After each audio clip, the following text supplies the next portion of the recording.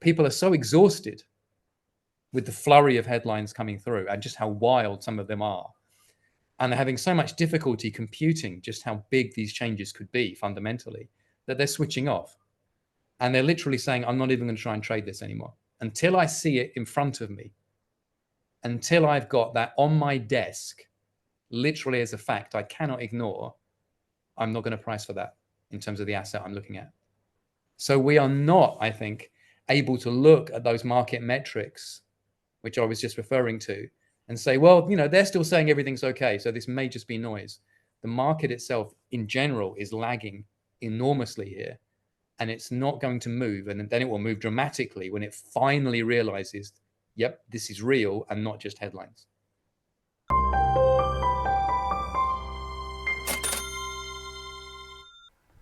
Welcome to Thoughtful Money. I'm its founder and your host, Adam Taggart. When today's guest was last on this program back in November, he predicted we'd see continued momentum geopolitically away from globalization and towards mercantilism and protectionism. That's proven to be the case worldwide, and particularly so for the US, where Donald Trump's America First agenda has kicked off at warp speed, shocking citizens, allies, and enemies alike with its violent and swift disruption of what was business as usual just a month ago. How is this wave of nationalism around the world likely to impact the global economy? What are the biggest opportunities it may open up for investors, and what are its biggest risks? To discuss, we're fortunate to be able to spend the next hour with Michael Every, global strategist at Rabobank, who joins us from Thailand. Michael, thanks so much for taking time out of your busy morning to join us. It's always a pleasure to speak with you, Adam. Well, Michael, right back at you. I got so many great comments after the last time that you came on in November. You really opened up a lot of people's eyes towards your way of thinking of the world. And let me just give credit where credit's due. Let's have you take a victory lap right now, Michael, because you have been predicting this mercantilist, nationalist playbook, a return to it for a long, long time. And if anybody doubted you, I don't think there are many doubters left post the first 30 days of the new Trump administration. Well, thank you very much. Obviously, there's always some kind of satisfaction in getting that professional vindication, but now we all have to unpack what it actually means as it's happening and keep abreast of it. And wow, is that a tiring process, given the speed at which this is happening? Because it reminds me of an old phrase from Lenin, who I've quoted before in different contexts, which is, there are decades where nothing happens and weeks where decades happen. And nowadays it's kind of minutes where decades seem to happen. So it's exhausting. And actually, as an adjunct to that, I want to make one other point very early on, that when we're talking about where the opportunities are, we have to, on one level, understand what's happening and unpack it and look at the fundamentals and all the different directions it could go. And I'm looking forward to doing that with you now. And on the other, we have to look at markets, obviously, because that's what we're talking about too. And yet within those markets, let's be blunt, while people have kind of woken up to what's going on, the vast majority don't do geopolitics. Now, they're very good at what they do. They have lots of kind of standard metrics that they look at that have worked really, really well for an entire generation. But we're now having a generational breakdown. And as a result, some of those people are actually having their own breakdown, and they're deep in denial. There are lots and lots of reports out there in market space which are just not mentioning any of this, or mentioning it and just saying the word geopolitics, which I think I've joked to you before is like going to see your doctor and you say, what's wrong with me? I've got this problem. And he says, biology. That doesn't actually explain to you what's happening or what you need to do or what the treatment is, right? And why that's important is this. I know for a fact, because I've spoken to a few people on different trading floors, not just my own recently, people are so exhausted with the flurry of headlines coming through and just how wild some of them are. And they're having so much difficulty computing just how big these changes could be fundamentally that they're switching off. And they're literally saying, I'm not even going to try and trade this anymore until I see it in front of me, until I've got that on my desk, literally as a fact I cannot ignore. I'm not going to price for that in terms of the asset I'm looking at. So we are not, I think, able to look at those market metrics, which I was just referring to, and say, well, they're still saying everything's okay, so this may just be noise. The market itself in general is lagging enormously here, and it's not going to move. And then it will move dramatically when it finally realizes, yep, this is real and not just headlines. I was going to ask exactly that question. So it sounds like you're saying, Michael, that markets are more inefficiently priced right now because many more participants than normal are not taking all this new data into account because it's just too much. They're getting flooded with it. And so they're just going to wait and see which are the big developments that emerge and become some sort of function that maybe forces a quick and swift repricing. Is that sort of an accurate description? Exactly. Let me give you an anecdote. Okay, now this isn't a literal anecdote. Like, I'm not referring to anyone in particular, to be clear here, but I know for a fact this kind of thing is happening. Let's say you're a big asset manager in Canada, and you're thinking, what do we think about the economy now? What do you traditionally do? You just listen to the BOC and copy and paste the Bank of Canada. That's as exciting as Canadian markets generally get, and all well and good. Well, you now have existential questions about the existence of Canada. Now, you may dismiss them and say, well, that's utterly ridiculous. And maybe we can explore that in more detail if you want, as a sidebar to this general conversation. But when you have people saying, we don't think your country should exist, from a very powerful neighbor next door with nuclear weapons, do you really think you put that in your research note? Do you really think you're going to start including that? No, you're just going to say, this is noise. I'm not thinking about that because I like my passport. I like my currency. I like my central bank. I like my way of life. But if you look down the path, like 10, 15, 20 years at the kind of world we're now starting to fear could be emerging, how do you price assets at the long end of the yield curve when you're not even sure whether that country, will be existing in the form it is now, or whether it's got the same degree of sovereignty and independent markets that it does now, at the least. So I'm raising that, as I said, as a general anecdote rather than a specific one I've heard from people. But that's absolutely the kind of stakes we've got here now. And of course, the same thing's true in Europe. The same thing is true in any number of geographies. So it's not just the disruption inside the US, which American viewers will be obviously cognizant of. The whole rest of the world is feeling this much more sharply. All right, well, let's use this as a segue into all of those questions. You're taking it exactly where I want to go. Very quickly, I have to interject with just a public service announcement. The day this video is launching, folks, if you're watching it the day that it launches, we're now less than a week away from the expiration of the early bird discount price for Thoughtful Money's spring conference on Saturday, March 15th. And another bit of breaking news there, Mike Green has just agreed to join the faculty. So he'll be there talking about lots of things, but certainly most importantly, what's going on with passive capital flows, because they've played such a huge role in price action. In addition to all these new geopolitical factors that you're talking about, Michael, we got a big stew of things going on right now. So folks, if you haven't bought your ticket for the conference yet, go to thoughtfulmoney.com/conference, buy your ticket, lock in that lowest early bird discount price. And a reminder, if you're a premium subscriber to our Substack, you'll get an additional $50 off of that price with the code that you've been emailed. All right, Michael, well, look, let's peel this onion as far as we can in the next hour. I guess first, really quickly, I want to let you just talk for literally 30, 60 seconds, if possible, about this world order that you have been predicting for so long. And if I may kick it off with maybe a quick summation, you can correct it any way you feel necessary. But in my many interviews with you, you have been saying, look, before Trump was even elected, before we even knew Trump was going to be a candidate again, I mean, you've been banging this gong for a long time. You've basically said, look, the era of globalization that we've had for sort of the past 40, 50-ish years or so, that is the historical aberration. And mercantilism, nationalism, protectionism, that really has been the way in which countries have interacted for the past hundreds of years. And for many, many reasons, you were predicting a return to that. Presumably that's what we're starting to see right now. Can you, A, corroborate that, and B, explain why you've been expecting this? Sure. So as quickly as I can, what you said is correct. The long run of human history is that international trade and international relations have always been about protectionism, mercantilism, i.e. I run a trade surplus, you don't. And who controls the value chain, i.e. I get the cheap commodities to then add value to them, and I get the juicy end of the value chain curve. You don't. So, I'm rich and you're poor. And for the longest run, that's the way things were. Then for a lovely window post World War II, we had a US built system versus the Soviets and the global South to an extent, which did very well for most of the West and the Western working class and middle class. And then at the end of the Cold War, which we won through having a very carefully ring-fenced economy where you could do some things and you couldn't do other things, we then had a true global economy for the first time.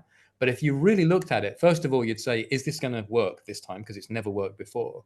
Mm-hmm. And when you looked at the fact we then deregulated everything and said, because markets, it was evident immediately that you would have winners and losers inside every economy. So the rich would get richer and the poor relatively would get poorer. And you'd have winners and losers between countries, i.e. the ones who were still mercantilists, like China, earlier, like Japan, like Germany, which insist on running a trade surplus, which means somebody else has to run a deficit. And the losers, the countries running the deficits. So if you looked at the long run of history, you looked at the fact that the winners in some countries were doing better than the losers, and between countries, some were winning and some were losing. It was inevitable that it would eventually break down one way or another, and it has. All right. So in a lot of your writings around how countries interact with each other, you make a pretty important differentiation between policy and statecraft. Can you explain the difference between the two and why the difference is important? Sure. So as I laid out to you in November, and I think at that time it did appear probably a bit wonkish, but now, that's all right. now it's more like a knife in between our shoulder blades. When you've got economic policy, you're using all the kind of terminology that we understand, like interest rates, for example, the Fed funds rate, to look at an economic target. For example, we want low unemployment, or we want 2% CPI, or we want stable long-term bond yields. So we'll set the Fed funds rate appropriately to try and achieve those targets. And everyone understands that's a technocratic, ostensibly apolitical target. Of course, there are political choices implied in that, the inflation unemployment trade-off, et cetera, but largely it's kind of neutral. It's in a technocratic box. When you move over to statecraft, you are trying to look at foreign policy, national power, and national interests, and you use the same tool to try and achieve something completely different. So, for example, historically, we only have central banks because the Bank of England was set up a couple of 100 years ago specifically to finance war with France. That's where central banking came from. We want to make sure we have a low long-term borrowing cost, and a central bank will help us do that so we can defeat Napoleon. We can defeat France in war. That's what they were there for. So we can be, in some ways, better mercantilists, right? Yeah, literally, we want to control as much of the world as possible one way or another, and monetary policy helps us do that. Here's another way, and this actually does tie back to the way things operate now. If you jack up interest rates in the US, of course, that causes some pain in the US. Of course it does, and viewers will be aware of that. But it causes chaos in emerging markets, absolute chaos. Capital floods out of emerging markets back to the US. Asset prices there can absolutely crumble. And if one is completely cynical, you can play that cycle very nicely to make sure emerging markets fall over and assets are available at pennies on the dollar, and then you swoop in and buy them all again. So there's an enormous amount of geopolitical power that comes from a tool that we like to pretend is only aimed at a technocratic economic target, when actually very often now is going to be aimed at foreign policy ones or national security ones looking abroad. Yeah. Okay, I'm gonna mangle some movie analogies here. So first off, you and I have used this one in the past. You see the future as being much more Star Wars versus Star Trek, right? Star Trek is all about the Federation and all the one universe government and all planets working together. Star Wars is basically those with the might do what they can get away with, right? You're nodding as I'm saying this. But also, as you talk about sort of statecraft, it's you mentioned last times we've talked that rather than just sort of looking at the economy as a closed system and saying, hey, we're going to do what we can to have the best economy we're going to have going forward. What I hear you saying, this is no, that sort of checkers. It's more 3D chess, where nations will now say, well, you know what? I might actually sacrifice this or starve this part of my economy to feed this part of my economy, or feed this other adventure internationally to advance our overall natural interests. So the economy is one of the gears, but it is not the gear, right? So in some ways, it's sort of like the disruption that's going on right now is people might be saying like, whoa, wait a minute, why are we going by this playbook? Why are we going by tariffs? They're bad, right? They're going to maybe make, inflation be a little bit higher in the near term here inside the country or whatever, right? And the answer is because it's a bigger game. There's other larger objectives that are trying to be attained here than just what's the best GDP we're going to get for the next quarter coming out of here. And if that's correct, the analogy that's coming up in my mind is from the movie Speed, which was shoot the hostage, right? Sometimes you'll just do things that the other guy isn't expecting because you're trying to get to a bigger objective than just the immediate one that's right in front of you. Absolutely. And I tried to summarize that in the report I wrote in November with the key question that I would like viewers to really focus on. What is GDP for? What is it for? Do we have absolutely no idea? Is it whatever it wants to be? And the extreme example I think I gave last time was, what if everybody decided they wanted to become a hairdresser? Everybody. Right. So, America could be the world hairdressing center. Wonderful. Okay, fine. Tongs sales will go through the roof, et cetera, shampoo and conditioner. Does that set America up in a world in which other countries have very different conceptions of what GDP is for, which, may or may not involve territorial expansion, et cetera? No, you have to look at the world around you and then think, okay, what does our GDP need to be for there? And politicians are starting to understand this now in different ways, but they're still very muddled. Let me just give you one anecdote again from a different location. So in the UK, they're trying to now start to lean towards industrial policy, which is an old-fashioned 1970s word, which is part of economic statecraft. And it very much went out of fashion. It's very much back in fashion now. So they're looking at something called the British Business Bank, which is like an investment bank owned by the state, which I expect to see more of in lots of places. Mm-hmm. And they're now telling them to increase lending to critical sectors. So that's exactly what we were talking about. And again, something I've been arguing for a long time. You'll have differential. Sorry to interrupt, but that's sort of the role of a sovereign wealth fund, right? Is that sort of the same reason why we're hearing the same in the US of starting one here too? Yeah, absolutely. I mean, I think in the US it will work in a slightly different way, and I'll come back to that just in a moment. But in the UK, where it's muddled is that the sectors they're choosing are all over the place, and one of them is the creative industries. So, the UK right now, to put it in context, and I hope we'll discuss this in a moment too, is contemplating trying to put boots on the ground in Ukraine in order to achieve some kind of stability in the European security architecture, which is existential for Europe, and we really do need to discuss that. And at the same time, the finance part of the economy, the Chancellor of the Exchequer, as we call it in the UK, they're saying we need more interpretive dance. Mm-hmm. I mean, it's quite staggering. Please write more computer games and let's have more top 10 hits, because that's clearly what our boys on the ground will need in Ukraine, to be tapping their toes to the beat while they're trying to maintain European security. So the concept is there, the application still isn't, because people in power and in markets don't like where this actually goes when you start thinking about it, which is a lot of things really are not that important. And right now, a lot of things which haven't been important for a long time really are.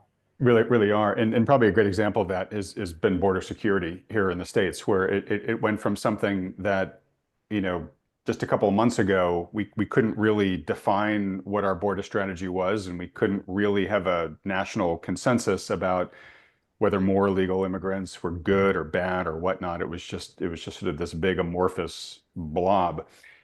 And now it's crystal clear. And when asked about, well, how much are you going to spend on it, President Trump, he has said, what's the cost of national security?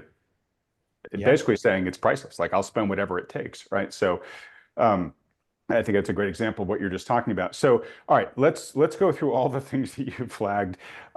What's going on? Should we do the sovereign wealth fund? Pardon me?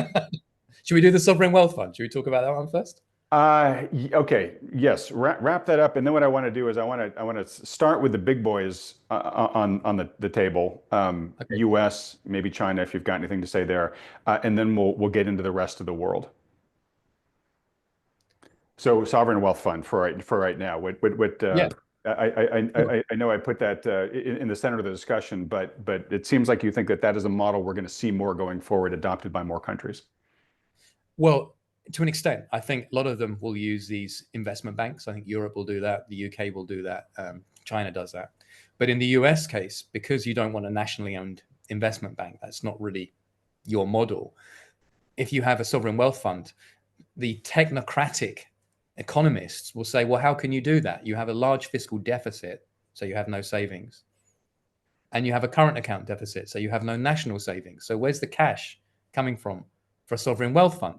But what they don't understand is that the US federal government still has a lot of assets which have not been monetized.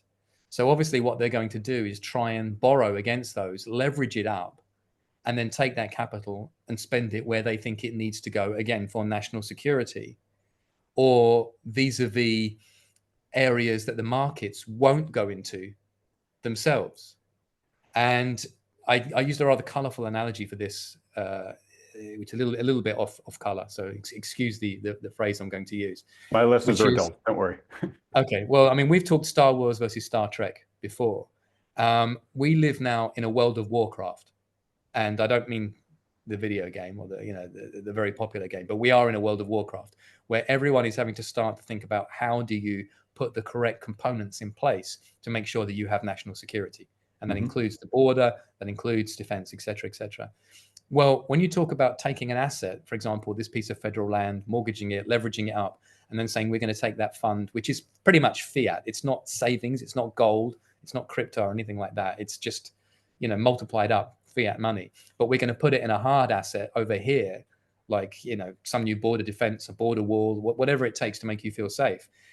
I've said that's using financial flatulence, what I call fartcraft, where basically you're just using the financial system to make money from money, but Hmm. you're doing fartcraft in order to try and build warcraft. And I think in the US, that's absolutely the method you'll use, because you're not going to go the hardcore Chinese route of just ordering banks to do X, Y, Z, A, B, C, because Washington, D.C. says so.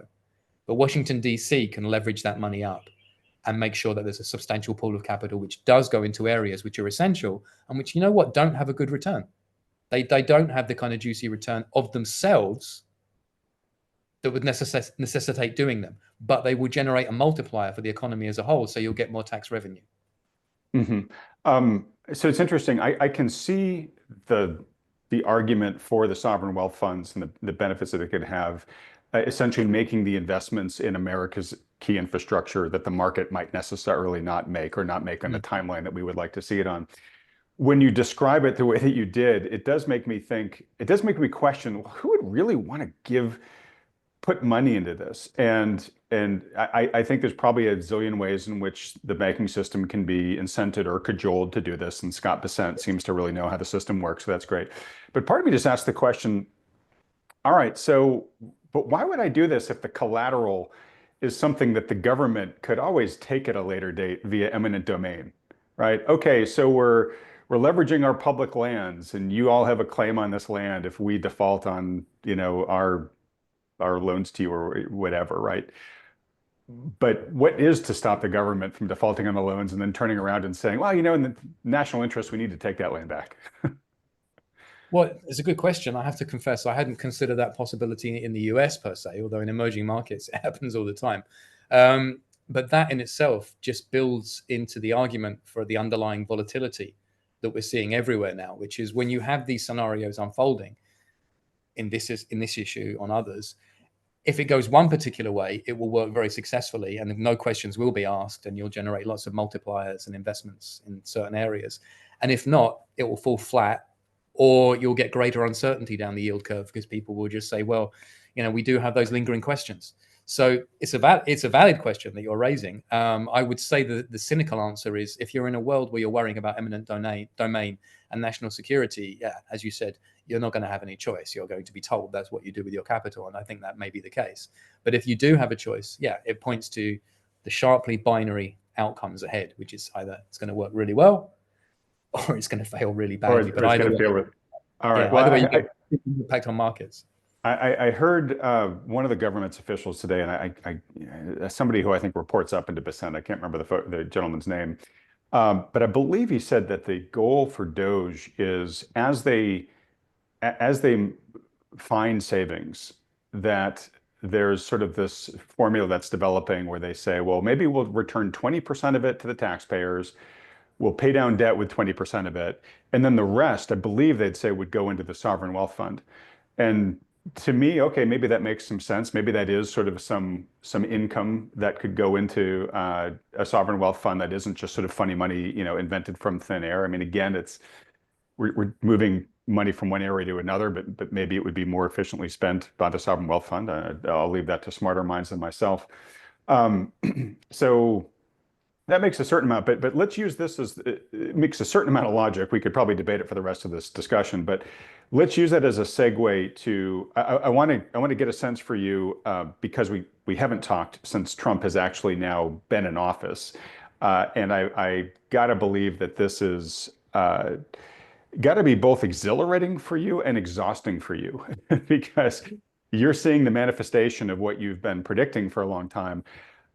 But I imagine maybe at a speed that you couldn't even have imagined in terms of how fast things have been moving here. And so I'd like to get a sense for your general reaction and observations about how things have gone so far with Trump, what kind of grade you would give him as a mercantilist right now. And then somewhere in that answer, this topic of the sovereign wealth fund and how it'll be funded, let's get to Trump's comments about, hey, we might just abolish the Internal Revenue Service and we just may be able to get all of our income that we need to fund the state from external parties. And to me, that seems like a massive mercantilist jujitsu. And is that even realistic? I've heard some people say that's how we funded. I mean, there's some that argue that that's how we funded America, up until the early 1900s. Is that true? Is that a successful model, or is this a little pie in the sky? Wow, even that question is exhausting. But let me hopefully exhilarating too, and exhilarating. It's exhilarating that I get to talk about these things because, as I said, they were regarded as very, very tinfoil hat conspiracy theory for a very long time, and here we are. So the grade for Trump overall remains to be seen, because the US grand strategy remains to be seen. If you remember, again, in November, I was talking about grand macro strategy. Yes, I do. And we don't know yet what the US actually wants to achieve. This is the fundamental question.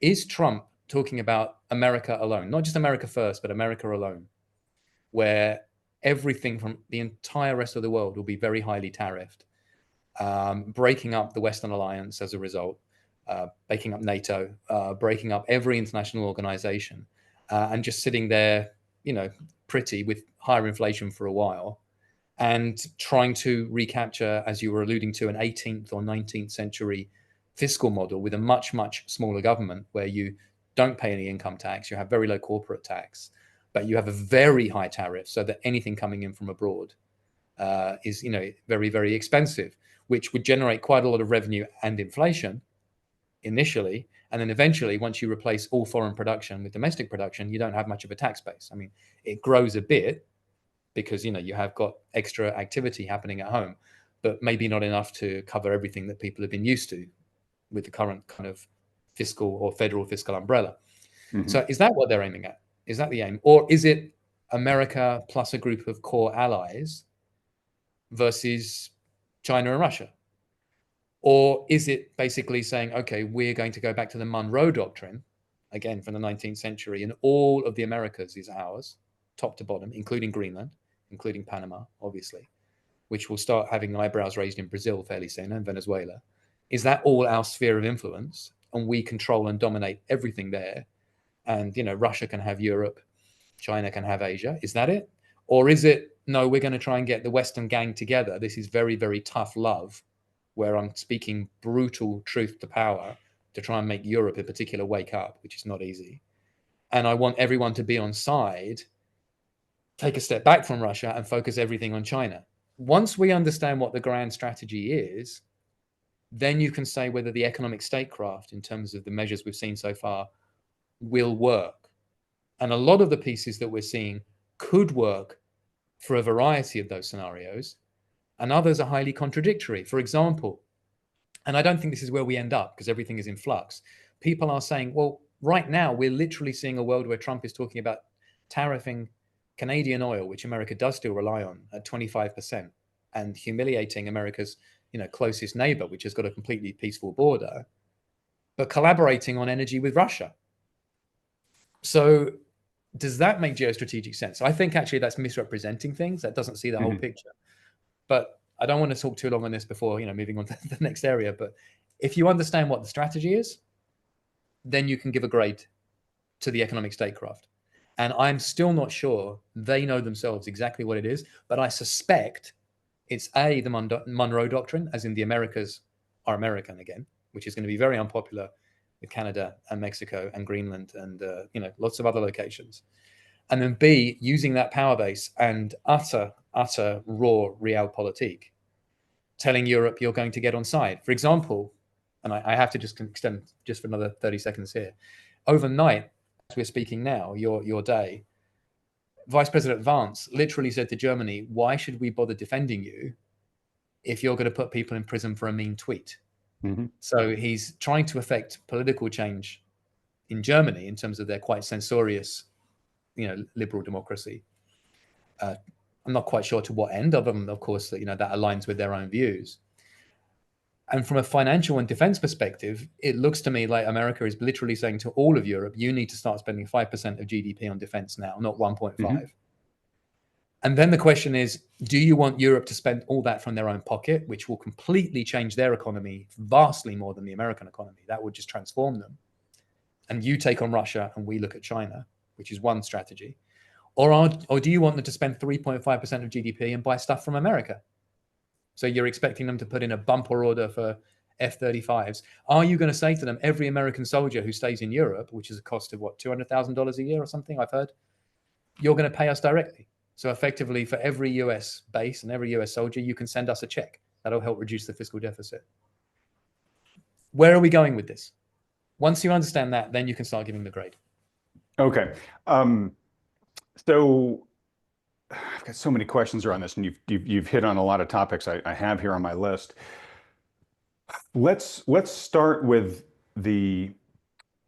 because it doesn't have to be an either or, it can be an and I think I heard you give nod to that, right? So in other words, the Monroe Doctrine, there is a lot of speculation right now that Trump is basically reviving it, and it's going to be, look, we've got this massive advantage with the Western Hemisphere here, right? We all kind of like each other, and we've got these massive oceans separating us from everybody else. There is so much untapped potential here in terms of resources, labor pools, et cetera, that if we just focus here for a while, America for sure is going to be a lot better, but probably all of we'll bring everybody else in our hemisphere along with us, right? It's a very strong coalition. Now, of course, the transatlantic partnership has been a very important one for centuries for America, and particularly over the past century. And perhaps America is sending a lot of signs to Europe saying, hey, look, we're not going to, in Trump's word, we're not going to be the pushovers we were. We want you guys still on our team, but the rules are going to have to be a little bit more in our favor than they've been in the past. So it doesn't have to be just Western Hemisphere or just transatlantic. It could be both. You're nodding a little bit as I'm saying this. If you were Trump, where would you be placing the priority of those two right now? Okay, so this is a great question, and I have to do this regularly. You put on your cap and think, okay, I'm Putin. Okay, I'm Trump. Okay, I'm Xi Jinping. I'm whoever. What do I do? And of course, you have to then go back to the question, what am I trying to achieve? But I think from Trump's perspective, the best strategy would be a parallel one, where you say, yeah, the Americas are going to be American again. And he's already made that clear with Greenland. They've got an election coming up in a couple of weeks. They will vote almost certainly for independence. Then you've got a vast territory with 60,000 people who will no longer be getting subsidies from Denmark, who currently, owns them. And they're going to have to find some new sugar daddy. And I don't know whether that's as a relationship like Guam or just a client state or whatever it would be, but he can probably tick the box on Greenland. Panama's already given in. Colombia gave in. Mexico and Canada, they can huff and puff pre-election as much as they like. It's it's an elephant versus a cat in terms of the economic power that we're looking at there, right? So America wins there. The interesting too, as I said, is Venezuela, how that gets dealt with. And then the critical one is Brazil, because Argentina is obviously very much in the Trump camp at the moment. And Brazil obviously has got an election in 2026, where the current government, which is much more friendly towards Russia and China, or the president, I should say, is extremely unpopular. So if I were Trump, I'd be looking at that. And I'm not advocating anything, by the way. I'm just purely, role playing. Yeah. And I have suggested, purely hypothetically, from a very cynical perspective, you could turn around to them and say, look, in terms of strategy, everything we produce in terms of food, in terms of commodities, etc., you're actually a competitor to America. This is true. Brazil is cheaper in many of them, and it can produce on vast scale and continues to increase its output. Why aren't you on our team? If we were together, excuse me, if we were together rather than playing off against each other versus China in particular, that would give us the whip hand in terms of, real important agri-commodities. So to do that, you've basically got to make Brazil some kind of deal that instead of continue to expand its agricultural output, which it has a huge advantage in, it finds something else. So then why wouldn't you turn around and say, let's try and use a combination of subsidies and tariffs and economic statecraft and Fed swap lines to say, look, in China, there's a cluster of cities here producing this particular product, which we're still importing into America. We're going to put 25 or 35% tariffs on China there, but we're going to give an exception to Brazil if you start producing them. And we'll give you the subsidies to actually help build the factories and the infrastructure so that you replace that part of the supply chain. So you don't have to grow X or produce X, you manufacture Y and you sell that to us instead. Now, that's not compatible with America going completely solo and tariffing everybody. So there are contradictions in part of the strategy, but that's one element I would look at.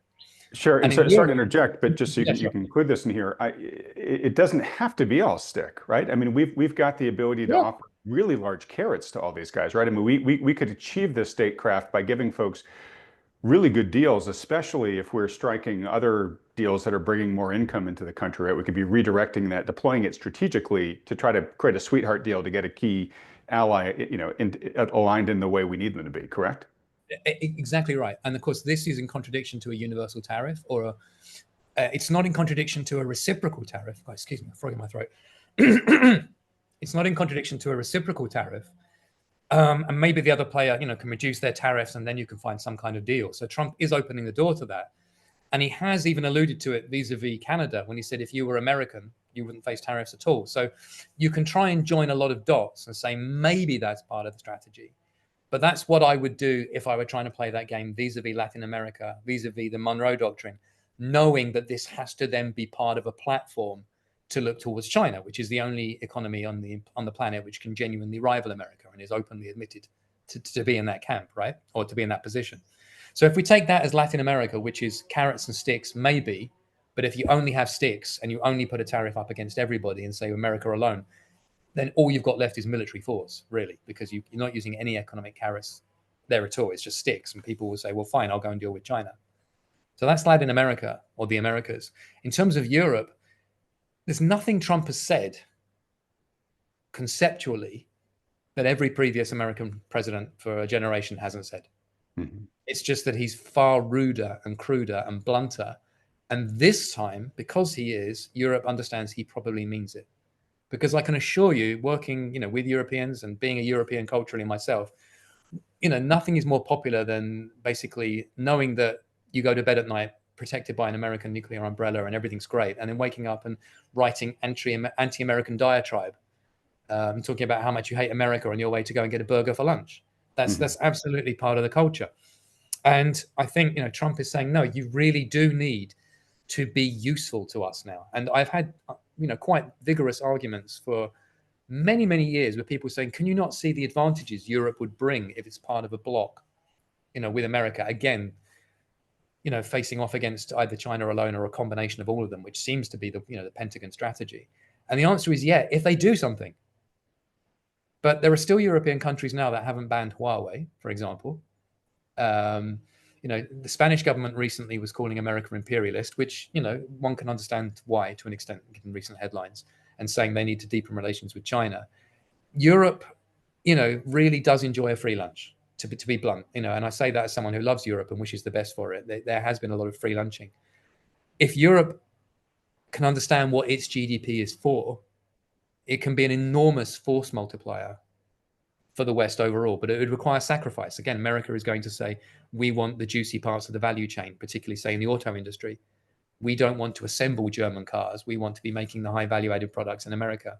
So you have to say goodbye to that as a tribute to us, which is then, by the way, hard for them to move to making military stuff, because you've just basically removed all those factories unless they pivot to making weaponry instead.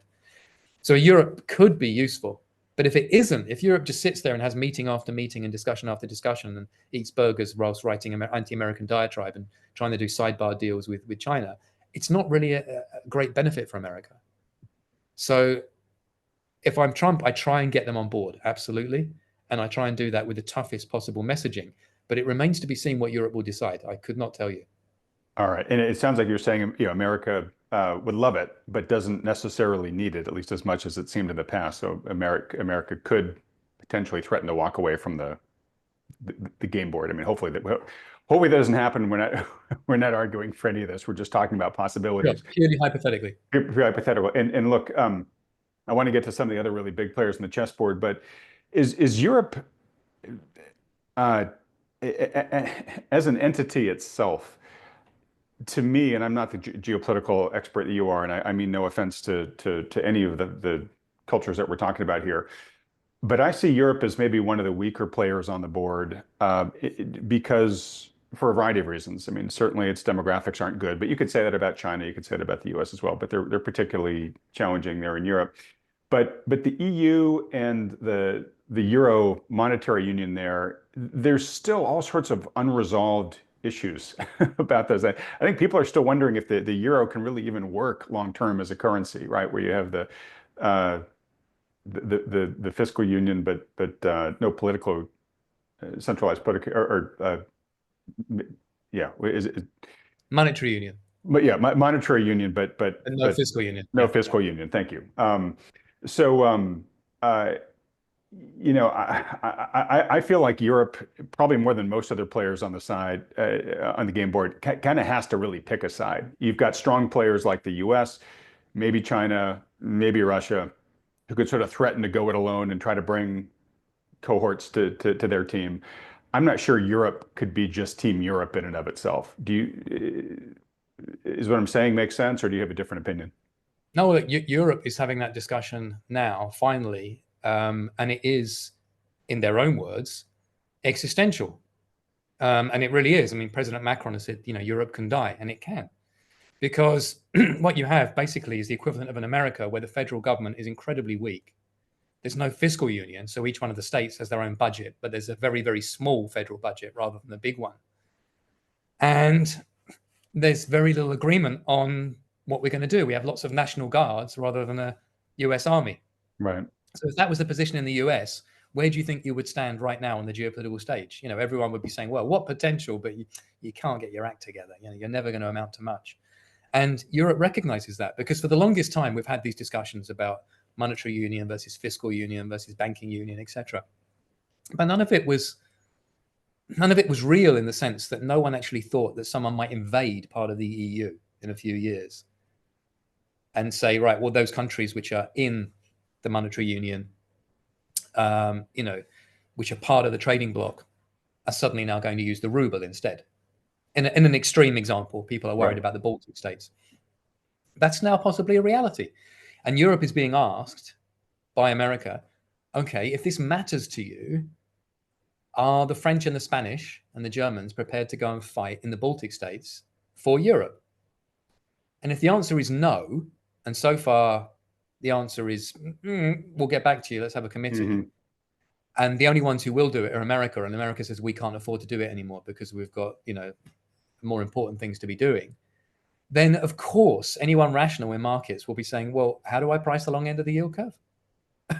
in that particular country? How do I price this particular asset? Now, the ironic thing is, and I do hope we have a few minutes for this in a bit, about how markets are pricing some of this stuff. I said at the beginning there was some denial, and you also get some sharply odd reactions. So far in all of this, the euro's gone up, and European stocks have gone up.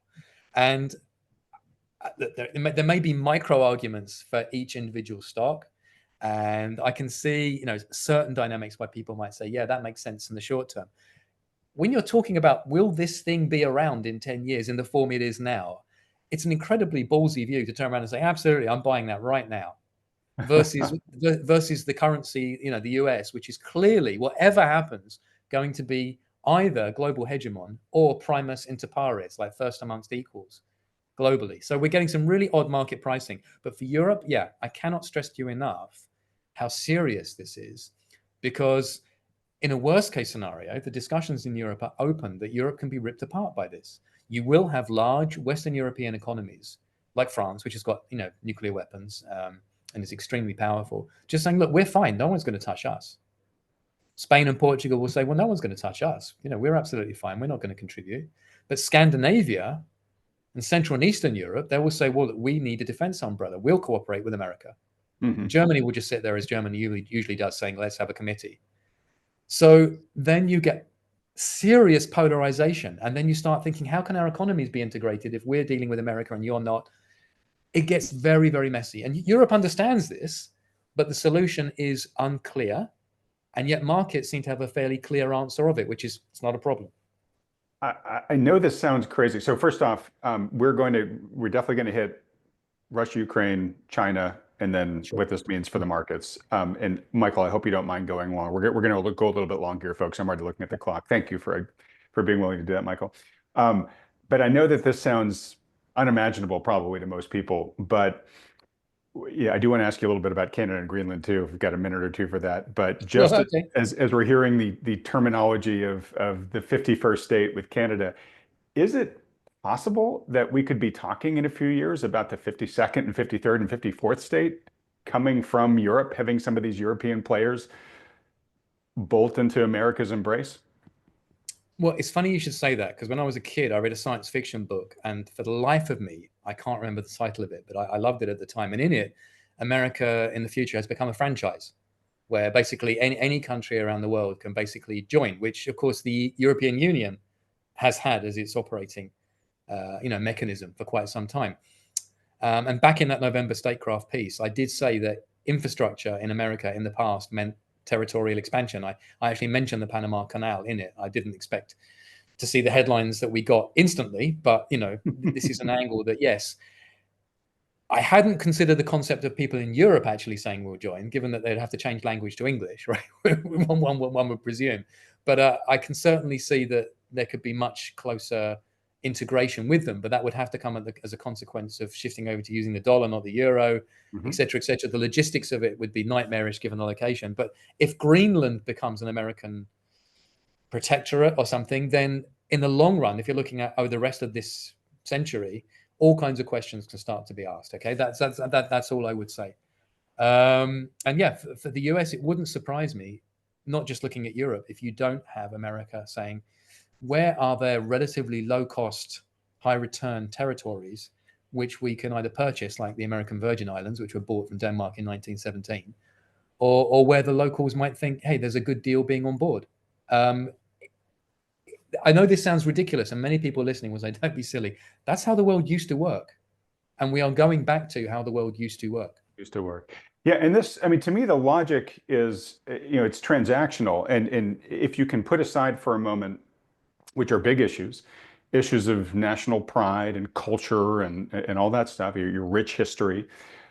But you just ask yourself, am I better off on the things that I care about going solo or being part of this team? That's just sort of how business works and decisions get made. And I know, statecraft is different than just business, but it makes a lot of sense. And as you said, this is sort of how the world worked for many centuries up until the 20th century, which is the history we're almost immediately familiar with. So let me ask you this. So from an American standpoint, at least, Greenland seems like a slam dunk, meaning if we could provide a carrot that we could afford and that the Greenlanders were excited about, and we gave Denmark whatever it needs to say, okay, we're cool with this. That just seems like, yeah, if they can strike a deal, let's do that. You're nodding here for the most part, right? Yeah, look, there are so many ways that could be done. I'm not advocating any of this, right? to be abundantly But clear. it's a massive landmass with lots of resources, only 60,000 people on it. If we can find some way to make those 60,000 people happy, why wouldn't we, to get both the resources and the strategic positioning, especially within our sphere of defense and all that stuff? Well, you've approached the territory before in the past. Again, this is not new. Things repeat. But why wouldn't you? And then let's just join some of these statecraft dots for a moment, because this is another fascinating combination, how they can all join together. Why wouldn't you use your sovereign wealth fund to monetize some sleeping federal asset somewhere, leverage it up 10 times? So it's worth $6 billion, okay? For example, a federal asset worth $6 billion. You leverage it up 10 times with the magic of Fartcraft. And then you say, here's $1 million each, right, to everybody in Greenland if you want to become an American state. I literally raised this on X. I was like, I mean, we could make everybody there a millionaire, and it would be not that much money compared to what we spend for Ukraine support and a lot of other things that we're writing checks for. Well, exactly. Now, of course, there's a cost involved with running Greenland, etc. Is there 60 billion plus return to be made there? I don't know. I'm not an expert, but if the geology is correct, excuse me, you would suggest in the long run that would make sense. So again, not advocating, purely playing this statecraft game. This is now how I think people need to start thinking about things. But of course, you've got a world where people think that's just not how things are done. And if you have that mindset and the other player has this, no, I can do this. Literally, lines on maps are moving. Lines on screens are certainly going to move. That's a mantra I keep repeating. Yeah, it's not that dissimilar from the energy analyst Doomberg I talked to, who says you got to remember, when it comes to energy, it's a lot easier to remove a political constraint than a geopolitical one, than a geological one. Yeah. So there's a lot of untapped resources that are hard to get to for geological reasons. There are other ones that are hard to get to because we just aren't playing nice together with the people that own it. And that can be changed very quickly if everybody suddenly strikes a deal, right? Yeah. And kind of like what you're saying here, look, we strike a better deal and lines on maps can change. So again, not recommending any particular strategy here, just trying to understand the mind of the mercantilist here. Exactly. So Greenland seems sort of like I'm going to put that in a slam dunk category. Like, if we could strike a deal that worked for everybody, why wouldn't you do it especially if you're running a country like America? So now let's just switch briefly over to Canada, right? Yeah. Now it doesn't have to be Canada becoming the 51st. It doesn't have to necessarily join America. It could just be a much tighter union than the countries share right now, right? But let's just take it to the extreme. Are there potential real benefits of Canada like becoming part of America, or is that just crazy talk? Well, it depends on the terms it came in. I mean, if the federal government had to cover all the same kind of expenditures on health, etc., that Canada has, but the US doesn't and won't, that could create severe tensions. But if you're looking at it again in terms of resources, thinking like a mercantilist, what's on my balance sheet? What skilled population do I get? What infrastructure? What stuff in the ground? What territory do I control?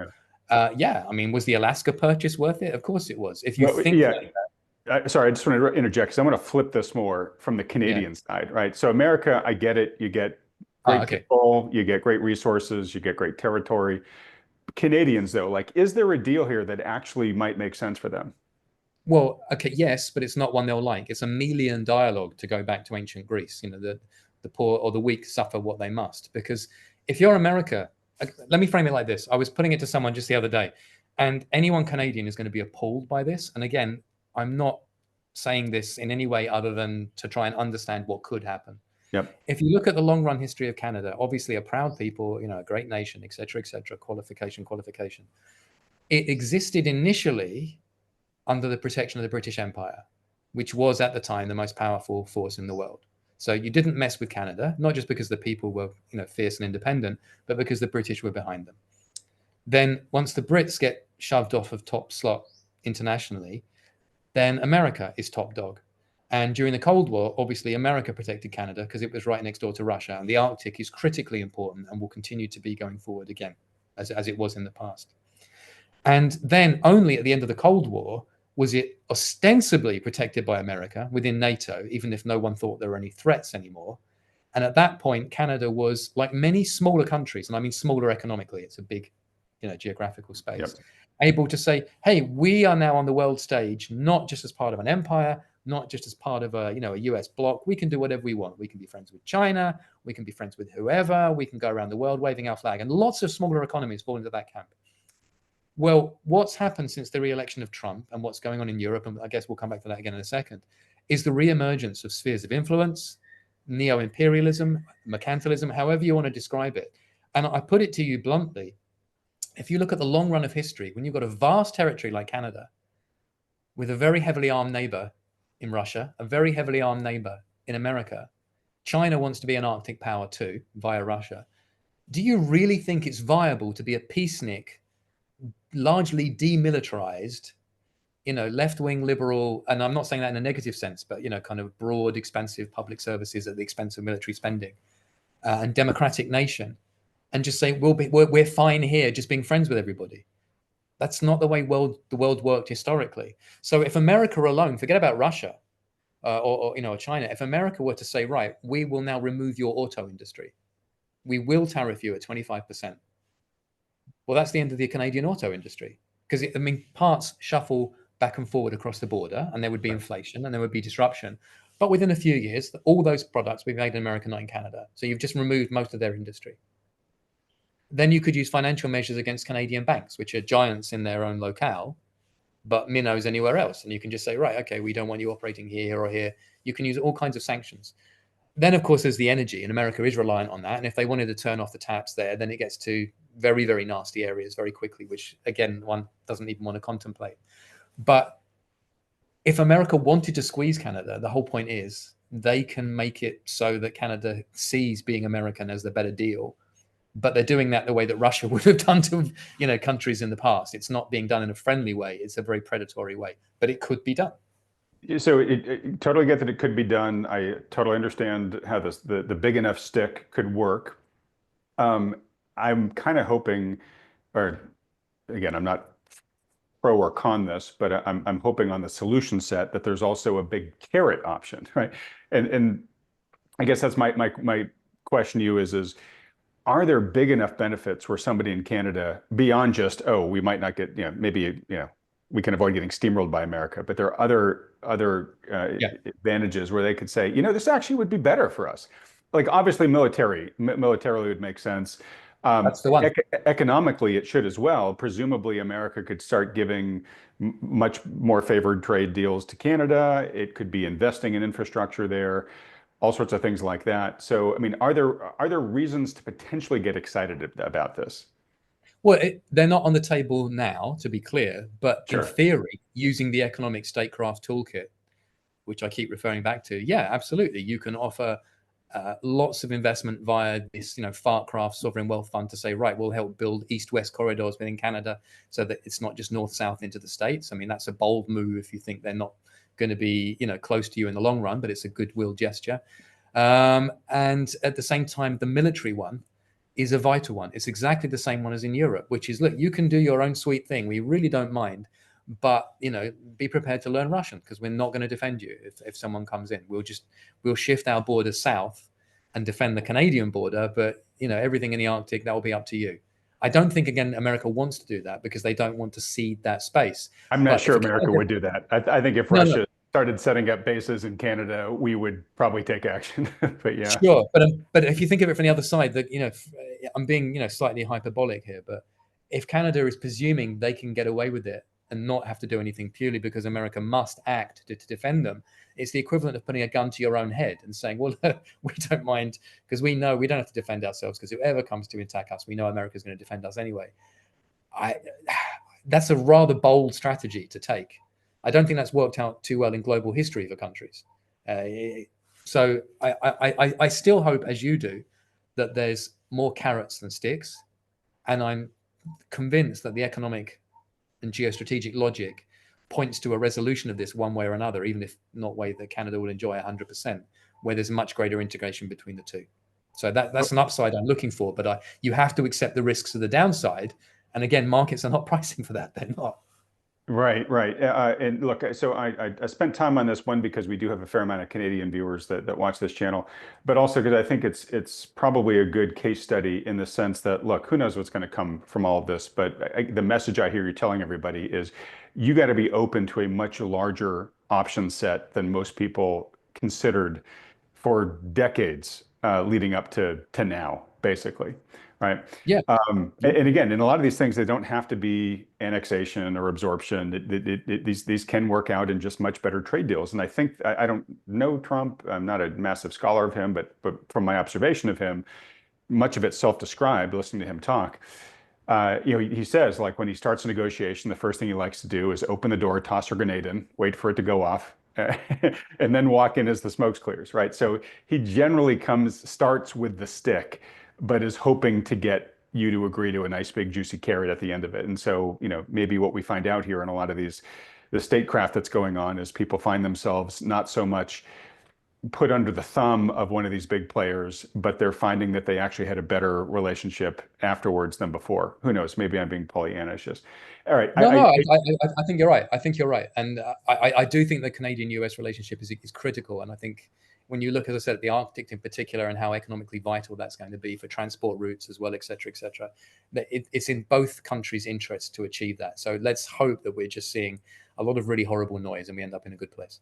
Okay. In some ways, and we could probably talk about this for another hour, but it's almost like the Doge strategy towards the world, right? Which is like, hey, we have this way of running the government. We're looking at it and we're realizing there's all these inefficiencies here. We could be doing this so much better. Let's go in and just start applying a space age viewpoint to a lot of kind of, earlier industrial age solutions here, and maybe come out with just a government that runs a lot better. And maybe we come out of here with geopolitical relationships that just work a lot better for everybody going forward. Again, maybe Pollyannish, but we'll see.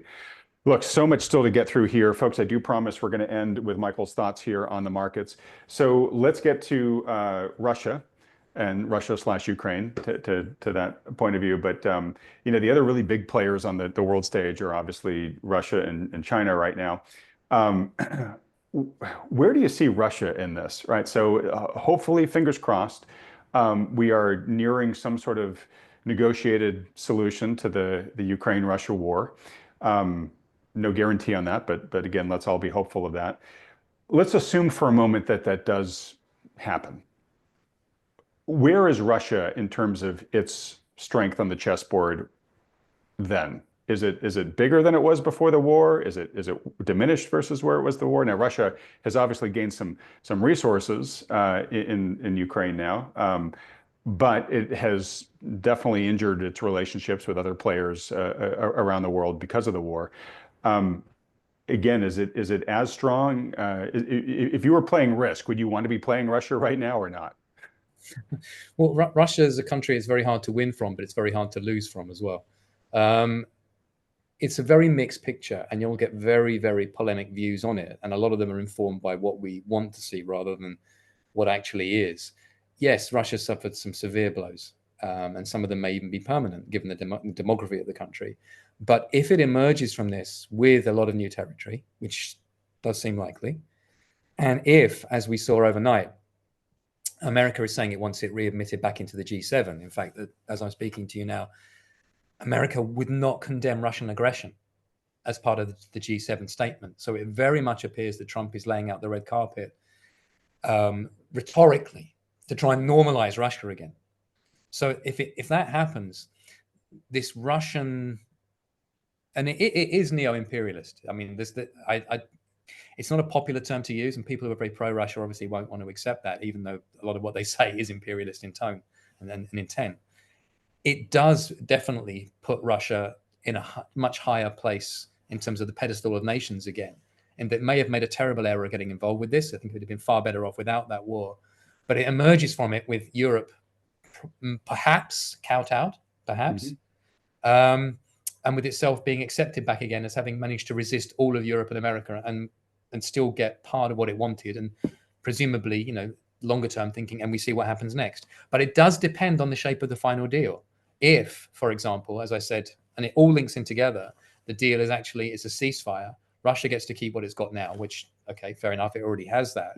But Europe says we are going to spend 5% of defense, sorry, 5% of GDP on defense, and a lot of that's going to come from American arms. Then America can be as nice to Russia in public as it wants, and it can bring it back into the G8, which won't be worth anything as a result, which, by the way, would suit America. But Russia is going to be facing a heavily militarized Europe with a much larger economy. So, a much stronger military threat than it previously faced. So it really, really depends. You can paint a positive scenario for Russia from that, and you can paint a very negative one. And it will all depend on this deal that Trump is trying to thrash out with Putin. Worlds will turn on that. All right, so we should be watching that really closely. I'm resisting the urge to ask you to speculate whether Russia is going to rise or fall after this. But you know what? Let's see what deal gets struck, and then we'll have you back on, and I'll ask you that question. Question I forgot to ask you earlier, kind of around Europe, but I really mean it worldwide. Now that the rest of the world is seeing America lean so hard into this mercantilist, protectionist way of running its country, and putting everything in question, is that acting as a catalyst for other countries to say we got to start taking from that playbook too? 100%, because there's nothing else you can do. And that's actually one of the key reasons, to go back to the beginning of the conversation, why I always expected we would end up here, because China's a mercantilist. You can carry a small mercantilist in your pocket as a global economy because they're small. Once you're a giant like China and you still run a $1 trillion trade surplus every year, and you're not content with that, you want it to be higher, you keep trying to grow your exports even more, the world is full of your stuff. And of course, people will push back. So if America is now pushing back against China, and everyone, by the way, although again, the question is it everyone or is it only China? That's part of the grand strategy issue that needs to be resolved. Everyone will follow. Now, Europe just this week has announced, we've seen leaks of a plan where they're going to go for something called the Clean New Industrial Deal. It's another acronym, another committee. But part of that is going to be saying, okay, we're going to have buy in Europe provisions, not just for the government, for the private sector. So the private sector is going to say, right, we need to buy X, Y, Z. Yeah, 40%, that's got to be made in Europe. Something like that. I mean, we don't have precise details, but that's what it appears to be alluding to, which is pretty protectionist for what's supposed to be a free trade bloc. And secondly, and this is a really interesting one, in the nitty-gritty of the report that was released that not many people have picked up on, Europe has sensibly said we need to get energy costs down. They do. They've made a big error strategically on energy. Part of the thing we're going to do there, we're going to try and buy or control upstream critical commodities in third countries. So in other words, if you're looking at the energy inputs they need, and they're not talking about fossil fuels, they're more talking green minerals, but you could apply it to whatever they think is needed. They are saying they want to control the countries or the mines or the production facilities of those things so that they hold the whole value chain and all the value add is retained within Europe, because you've got a low input cost for commodities, and therefore you can sell at a lower price, you're more competitive, or a higher price and you have higher profit. And this is another fundamental truism within mercantilism. You can make an argument, and I do, that Karl Marx was wrong about Marxism when he said, if you sell a product for $5 and you pay your worker $3, you've stolen $2 from the worker. That's basically Marxism in one bullet point. He was wrong about that. You can increase productivity and everybody can win. So that's Marx dealt with, right? You don't deal with it so easily on the value chain, because this is true. If you are basically getting your commodities cheap, you can sell cheaper to everybody else, or you can make a higher profit. If the commodity seller is selling the commodity high, everybody else gets, higher inflation. Now, you can argue maybe productivity can come in there to a degree, but there are limits. It's much harder to do it on that front. So Europe is now saying, yeah, we need to start controlling things. And my reply to that is, which countries? How are you going to control them? When you've got other countries with many more guns on the ground saying, I think you want to be selling to us, not to Europe. So I think you see that old question of you and what army, right? And Europe doesn't have a great answer to that. Yeah, exactly. Or EU and what army in this case. That's a very good correction. All right. Well, look, let's end here on at least geopolitically on the other really big player, China. So China has been the mercantilist on the board. Now everybody is basically adopting their playbook. Um, wh where do you see China's prospects in this? And right now China is not in the world's best position, just in terms of it's sort of stuck in a balance sheet recession. It's got really bad demographics. Um, it's I'm not in any way trying to diminish its potential, but it's certainly not having its best year ever. We'll put it that way. Is that just short-term stuff, or do you think, going forward? Let me put it this way: in this world where everybody is becoming much more strategic about our interests and what's in it for me, how do you think China's going to fare? Well, again, this is a highly politicized topic because you will see lots of op-eds from very well credentialed people saying that if the US switches to mercantilism, which it is, it's opening the doors for China to just pick up the rest of the world and say, come into the China camp. To which I say, yeah, let's swap a mercantilist for a mercantilist. Really, that's the best offer. So, for example, there are people in Europe saying, well, we can always deal with China. I say, yeah, sure, deal with China. So on one level, I don't think that China wins scenario is as realistic as people portray it. There is And again, sorry, as you answer, is it really a fungible choice like that? I mean, there's a lot that comes with which mercantilist you pick, right? Of course, absolutely. I mean, if Europe were to say openly, no, right, we're going to start doing more trade deals with China, then I can guarantee you that those American military umbrellas over Europe would start to be, retracted much more quickly and much more painfully, and other pressure points would be used, like the euro dollar system, et cetera, et cetera. So no, I don't think they are fully fungible, but for some smaller countries, possibly. But you are exchanging one mercantilist for another, and in one you have elections, and in 4 years things might change, and in the other one you don't, and they won't. So I don't see that argument. You can make the argument as a parallel that some people are talking about Chinese peacekeepers in Ukraine, which would be staggering if true. If Europe is prepared to accede to that and have Chinese troops on the European mainland, when China has so clearly been standing alongside Russia in this and think that's a neutral party, then then Europe really doesn't understand geopolitics at all. So we'll see that. But the bigger issue for me, and this is not one for just this year, but going forward, as you said, if everyone now copies China's playbook, which was one of the core things I've been arguing for years, where do they go from there? Because you can't go the route of saying, right, well, we'll become the free trader. We'll become the country that runs a vast trade deficit and increase consumer spending and push our stock market up and have everybody basically become the consumer of last resort. They'll never do that in a million years. That's not how they work.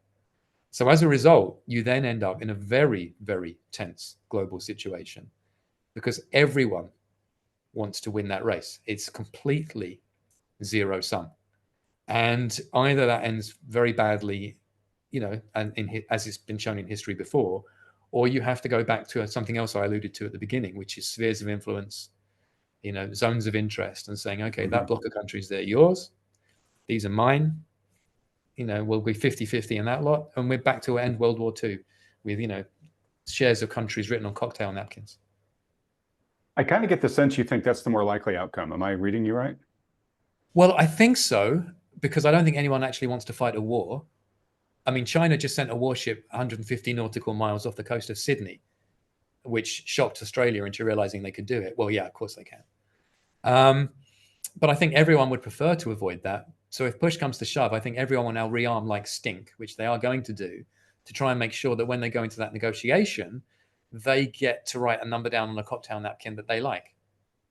So I'm taking the upside, which means we don't actually have a war risk, but we do have all that reflation, change of GDP structure to what is GDP for, and it's not just because markets, to try and make sure that we then have some kind of deal. But of course, things can go wrong because it's a very, very high stakes game of poker.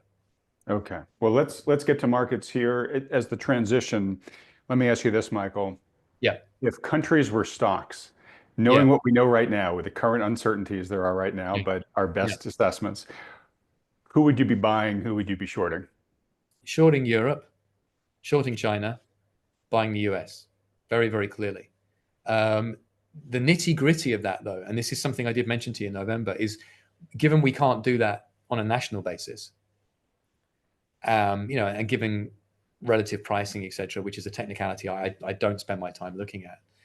What I did warn when we last spoke was when you go to economic statecraft, you can get some really interesting outcomes. And I did mention defense stocks. Now, remember, I don't name names. I don't give investment advice. Yep. But I said, if you have a world in which the paradigm we've been in for 45 years or whatever has been because markets, don't be surprised as you start to leave that world if markets don't behave the way you think they will. And lo and behold, because of what's happening with Doge and flagged 8% cuts in the Pentagon budget for the next 5 years, which, by the way, some people who are very closely involved with that process will say, well, that's purely just corruption and fat. You can get rid of all of that. None of that is required to actually have a fighting machine. Well, that's still profit for somebody. So that obviously reflects in the share price of a corporation, not naming any names, that previously got to have that 8% on top because it was because markets. Right. Well, now it's GDP is for lean, mean fighting machine. We don't want profiteering, so they go down. And ironically, in Europe, which couldn't fight its way out of a wet paper bag, defense stocks have been going up because they're suddenly realizing So would you have looked at that on paper and say buy European defense stocks and sell American? Maybe not, right? So you get rather. That's a great example. That is a great example of unintuitive results or not immediately intuitive outcomes. Yeah. Yeah. So I think the issue is more broadly that we will start to see outcomes that can only make sense if they're framed around what's the national good here. And the national good is not mega profits for a lot of corporations. It isn't. Like, how is corporation X going ka-ching, unless the absolute output from that flows through into national power, which at the moment isn't always the case. How is that good from an economic statecraft perspective? So I imagine there's a lot of skeptical viewers who are going to say, Michael, I understand that logic, but this is America. And yes, we're supposed to be the freest, fairest country. But even here, we know it's the fat cats that run the show. We've got corporate cartels. Are you telling me that those guys are going to give up the good thing they've got going on right now? Right? You and I have even talked in past discussions about the growing wealth disparity in this country as wealth is concentrating at the top. Because what I hear you saying there is like, okay, so if we're redistributing, if we're reprioritizing, right, and we don't want necessarily excessive profit taking, and we want lean, mean infrastructure and sectors everywhere. I imagine if I'm running this, if I'm Trump or his successor, I'm pointing to the populace and saying, look, your wages are going up, inflation's going down, income taxes are going away, and that's my benefit. Versus, hey, everybody, the stock market went up again today, right? But a lot of people watching this are just going to say, Michael, come on, the people that are running all this, at the top of all this system, they're not going to let this good thing they have go away. So what would your answer to that be? Well, a multi-layered one, if I will. First of all, I like your cynicism, and I agree. I'm a cynic too. And on one level, what we could see at a high level is a reshuffling, a purely hypothetical, a reshuffling from one set of previous, let's use the term winners, to a new set. Like, for example, I saw a headline that, Trump's thinking of no longer using a certain American aviation company because they're proving slow to deliver Air Force One. And he's leaning towards Elon Musk. So, okay, surprise, surprise, it might be time to go long companies that that are friendly with the new elite, because that's always the case in an emerging market. You look at who are the elite who are coming in and who are the elite who are out, and you just rotate your holdings. Okay, so that's a cynical level view if you think nothing changes. If we are arguing that actually we would structurally have to go to pay packets going up, real cost of living going down, etc., which we are a long way from. There's a lot of inflation in the system before we get there, I think, or I fear. And you wouldn't get share prices. That doesn't sound like Trump. Trump loves the stock market. So then, of course, if you want to have the stock market up and real wages going up, what do you have to do? You're going to have lower interest rates in order to try and have that stock multiple, as the the market metric that still makes some kind of sense. Of course, the Fed doesn't want to do that. The Fed's now come out and basically said we're on hold until we understand what's going on. They have no idea what's going on, no idea at all. Mm-hmm. So then you're going to have a tension. And sorry to interrupt, but like I've listened to every one of Jerome Powell's press conferences for the past several years. He has never uttered any of the concepts that you've talked about in this conversation. No, and I don't think, I mean, he would have to be blind not to be aware it's going on. They are still studiously apolitical, even though, of course, they have a domestic, political angle that they don't talk about. But I wonder what the next set of Fed governors will look like when they're rotated through in the next few years. But one of the key things there is, even if we don't do anything with the short end, Besant has openly said now the 10-year is what they're looking at. He said they're not looking at Fed funds, they're looking at the 10-year. So the part of that is about, of course, what they're going to be doing in terms of financing, whether it's T-bills or the long end of the curve, et cetera, et cetera. And this is where statecraft starts coming in again, because we've had recent discussion about what is economic statecraft in concept. Jim Bianco talking about the Mar-a-Lago Accords, and I see Bloomberg this morning here is talking about the fact people are talking about that again, and saying that Trump may say to like Europe, right, you don't have to spend 3.5% of GDP on defense, but we want you all to buy 100-year US bonds at zero coupon or incredibly low yields. So you shift the yield curve down enormously by forcing tribute from Western economies to force the yield curve down, which of course then could push stock prices up as a multiplier, even as you are putting money in people's pockets. This is one possible outcome, the Mar-a-Lago Accord. Of course, you can have the chaos of the Mar-a-Lago Discord, where everyone says no, and everything starts to break down. So you're talking, and I'm repeating myself, but it's a key point, starkly binary outcomes in markets with wildly different impacts that ripple through across different asset classes.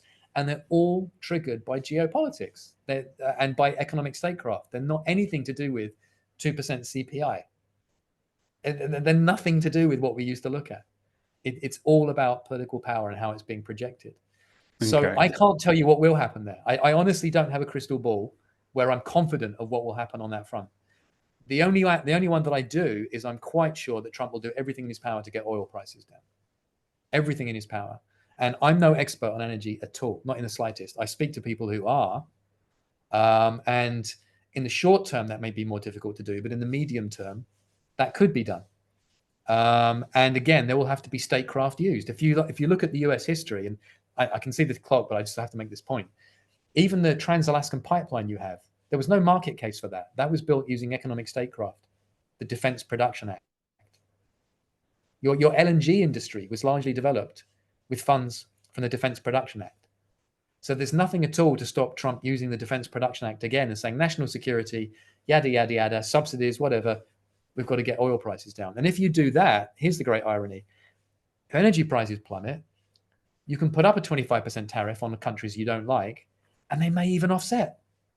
It might even offset. And if it is slightly higher, you give an income tax cut.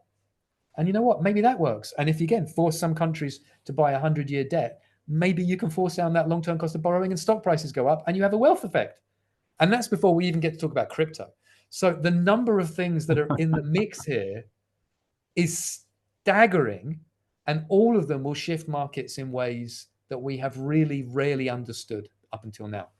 Okay. So, the key takeaway I'm taking from you, Michael, is if you are planning on investing according to the status quo, you are probably sleepwalking into a meat grinder, because we literally, the playbook has changed. And so, if you have any other things that you think you've got some confidence in and where markets might go this year, please share it with me. But I'm kind of taking away from you, we all got to put on our mercantilist glasses, do our homework, and just start saying, hey, what are the likely decisions to be made here? Or at least what's the decision set, so I can take those probabilities into account.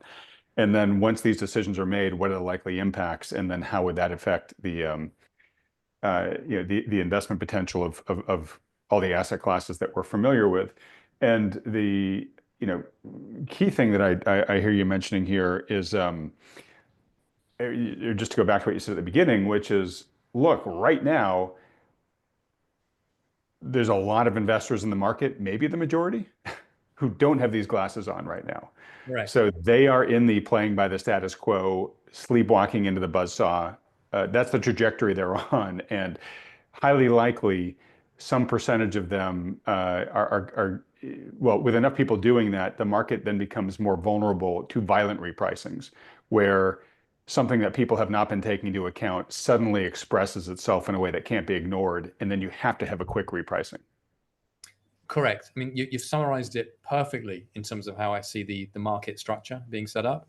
And just to, summarize what you were saying about the underlying drivers, it comes back to that point that I was raising back in November, that, the day Trump won or the day after. It's now grand macro strategy. It's not macro strategy, which is what we normally talk about, GDP, the ISM survey, non-farm payrolls, et cetera, inflation, CPI. No, it's grand macro strategy, which is what is the grand strategy of the US? What is it trying to achieve now? Is it trying to go completely solo? Is it trying to get a certain gang together? Against whom? Who's going to be in that gang? Where are the dividing lines going to be? What is it prepared to do within the toolkit, which we do understand, but using them in ways that we had never previously really spent any time thinking about, in combination, in order to achieve the outcomes that it wants? And then what does that make the macroeconomy look like? And then what does that make markets look like? You have to get that order correct conceptually. And if you do, you won't just avoid the buzzsaws. You'll be the one wielding the buzzsaw. You're the one with the buzzsaw. You get to make the cut where you want. And if not, yeah, you are walking into a buzzsaw. All right. Well, look, I feel I have to make this statement in response to everything you've said, which is, look, this channel is very deliberately apolitical, nonpartisan. In general, we try to stay in our lane and just focus on the economy and investing and wealth building. But for all the reasons that you've mentioned here, you're basically delivering the message. You have to take the political element into account now going forward, because it is going to be driving so much of the economic action and where the markets go as a result. And therefore, folks, I think we probably have talked a lot more about what's happening in the political sphere in the past couple of months than I have in my years of doing this. But it's for that reason. It's not taking a side or supporting one particular agenda over another. It's just the dawning reality that, hey, we got to really figure out, we got to watch the action here, because we have to be able to calculate where it's going to end up, and then that is going to be impacting our investment success going forward. And so, folks, I will probably be doing more of that going forward. But again, it's not to show support or disdain for any one side of the political aisle. I think we all just need to be watching the political action more closely with our respective heads of states and how they're interacting with the other players on the chessboard. Because as Michael's outlined for us here, that's probably going to be one of the, if not the most important determinants about where things go on a wealth building trajectory from here. I also just want to note too that I realize this is going to be tricky. I've had a number of people in the comments. I've had even some friends and colleagues reach out privately, where, at least in America, the current administration is a very polarizing one. And sometimes people just take discussions of what's going on here very emotionally. And I think we all just have to realize, look, to Michael's point, you have to look through the world through this mercantilist eyes. If you're not, you're sleepwalking into the buzzsaw. So we have to find a way to at least keep score of the action, track the action, without trying to trigger each other's own individual emotional sensitivities and whatnot. I'm probably not going to succeed all the time, but just know I'm going to be trying to pursue as, again, nonpartisan and non-emotionally biased way possible. It's just to try to track the facts, as Michael is telling us to do. Yeah, I would, by the way, concur exactly the same thing. Yeah, and you should see the hate mail I get so sometimes. I can only imagine it, because you do this all the time, right? I mean, you are the expert on all this, so you have to talk about it all the time. Yeah, and again, I describe the world as it is, based on a certain theory and a certain methodological toolkit, which I would like to think my track record shows has worked well, or has worked far more often than not in terms of predicting, a lot of these big changes. And over the last 13 years with Rabo for sure. And it doesn't mean you like what you see.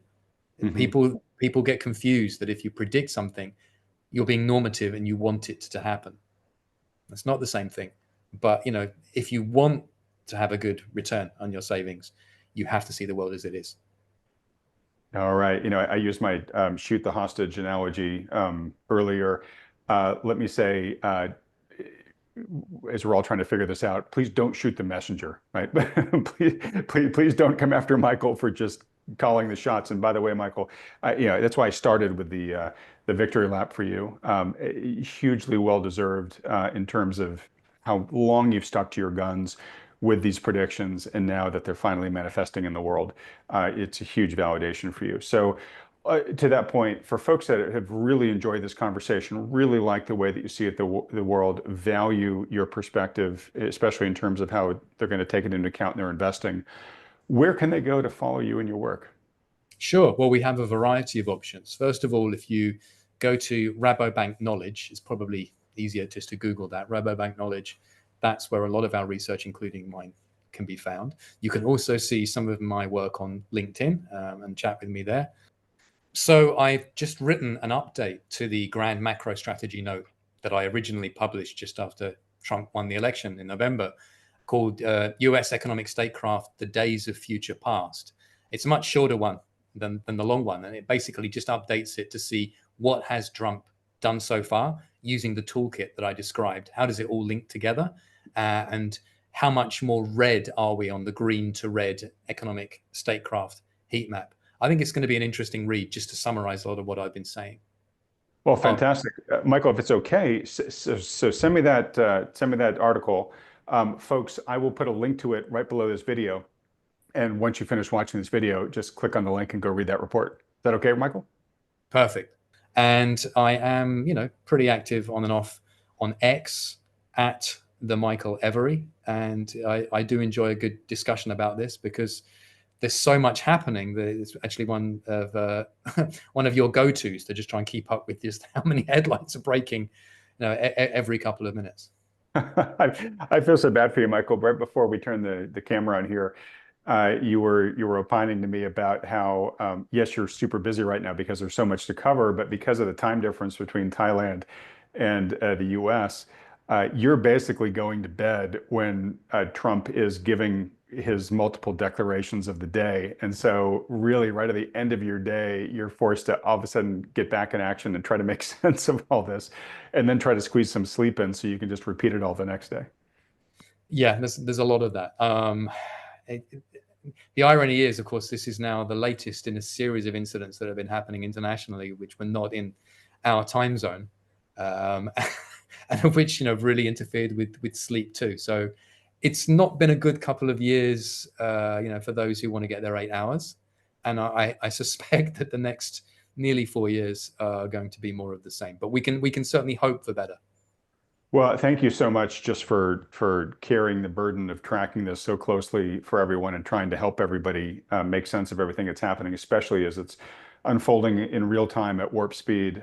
Folks, please let Michael know how much you appreciate his service on that by hitting the like button and then clicking on the subscribe button below, as well as that little bell icon right next to it. Michael, when I edit this, I will put up the links to your X handle and the other resources you mentioned. Folks, I'll also have direct links to them in the description below this video if you want to get to those with one click. Michael, stay with me for 1 second because I've got about 30 seconds worth of housekeeping, and then I want to give you the last word here.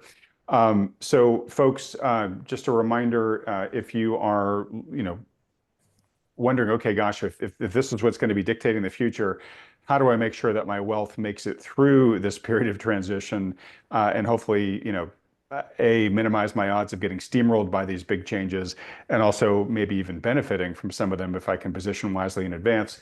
Highly recommend that most people watching this video get professional help from a good financial advisor who can help them plan for that. There aren't too many financial advisors out there that look through the goggles, or at least understand the goggles that Michael looks through, but there are some good ones out there. If you've got one, great, stick with them. If you don't, consider talking to one of the financial advisors endorsed by Thoughtful Money. To do that, just go fill out the short form at thoughtfulmoney.com. And these consultations they offer are totally free. There's no commitment to work with them. It's just a free public service that they offer to folks trying to be as helpful as possible. While you're there at thoughtfulmoney.com, don't forget to go to thoughtfulmoney.conference and sign up for our upcoming spring online conference on Saturday, March 15th. Do it quickly so you can lock in that early bird price before it expires at the end of this week. Again, if you're a premium subscriber to our Substack, don't forget to input the promo code that gives you the additional $50 off. And just a reminder for everybody, even if you can't watch live on the day of Saturday the 15th of March, don't worry. Everybody who registers for the conference will get replay videos of the entire event. All right, Michael, thanks for your patience. So in wrapping up here, again, the people that are watching this are just regular people for the most part. Yes, we do have a fair amount of professional investors, but it's mostly regular people who've been working hard to build wealth for their families. Many of them have been successful in that, and they are worried about all this uncertainty that you're talking about. What's your parting bit of advice to those people? Feel free to talk about it on the wealth perspective, but also just like, what's it going to be like to be a citizen of these various countries as the world's big global powers come into increasing friction with each other here, and maybe some of these lines on the map do get redrawn? Well, it depends where you are on the map. If you're in most of the United States, or almost all of the United States, I think day-to-day life will go on exactly the same for you, even if you do see, dramatic headlines. And I would imagine, big macro and market moves, but the way that you live your life will be the same. But imagine if you're living, on the fringes of Eastern Europe right now. Imagine if you're living in the Baltic states where these discussions are happening. Imagine if you're living in Ukraine. There are, lots and lots of people for who this really is existential. So have some sympathy for everyone. Everyone's in the same boat globally, where in Asia, people are waking up every morning and reading their headlines and thinking, let's hope Asia stays quiet, because at the moment it has been vis-a-vis everywhere else. So it's a universal thing, and try to spare a thought for others as well as for your nearest and dearest.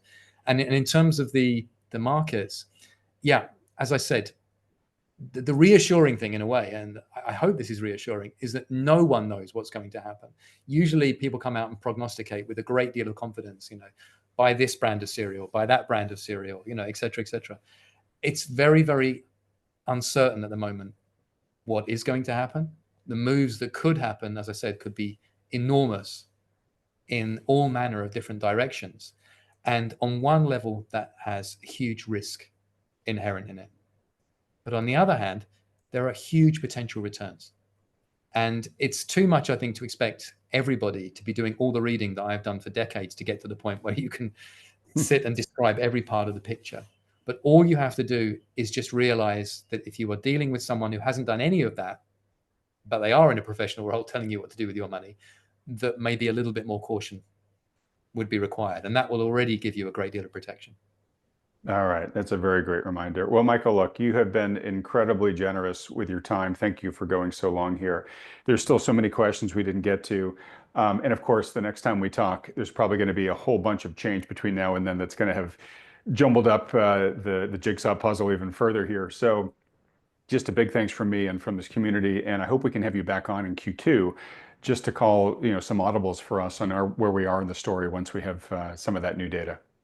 And with pleasure, I'll try and get some sleep before then. All right, well, good luck to you. I certainly hope you get it. All right, Michael. Well, look, thank you so much, my friend. It's always so wonderful to talk with you. Bye-bye. Everybody else, thanks so much for watching.